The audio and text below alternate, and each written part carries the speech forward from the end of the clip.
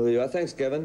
Listen, talking about records, I mean, this has been out for a fair while, No Nukes, Yes. but the film has just started here in this country. There's some amazing talent on this. It certainly is, yeah. And you must know most of them. Yeah, I know most of them, yes. You often like jamming with a lot of people, don't you? Yes, if it's good fun. I mean, the first time I ever jammed with the Eagles was in San Francisco, and they said, we're playing Oh Carol. I thought, that's a funny song to play, you know, Neil Sedaka, Oh Carol. So I got up there, they said B, which is a pianist's nightmare for a start.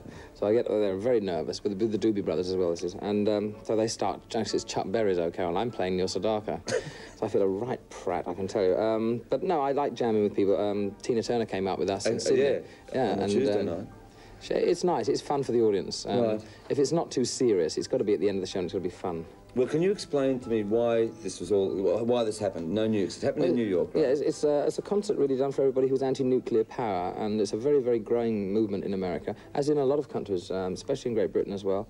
I don't know about over here because I don't know Australia well enough, but it's a very big movement in America about nuclear power. They're very anti-nuclear power, and they did a concert to protest nuclear power in America.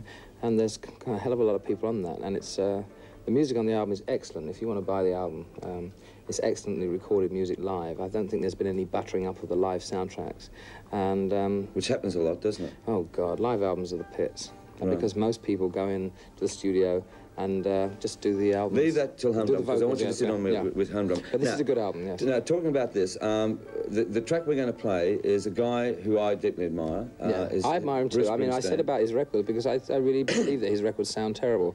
I've never seen him live. I've seen him twice. You've got to see him live. He's probably one of the nicest people in rock and roll I've ever met in my life. One of the sweetest and most sincerest people. But can I just ask you at the moment, no, just let me finish. At the moment in America, he is the biggest cheese going, and good luck to him because someone that nice deserves it. But let me ask you one thing.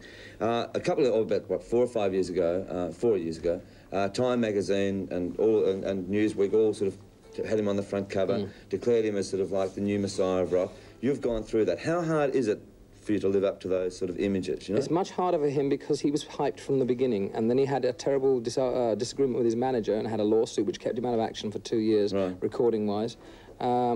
It's very hard. I think his songs, I don't know, he's not my favourite performer, but I can understand why he's there, and good luck to him because he's tremendous. Well, I love him. Here he is, Bruce Springsteen with The River.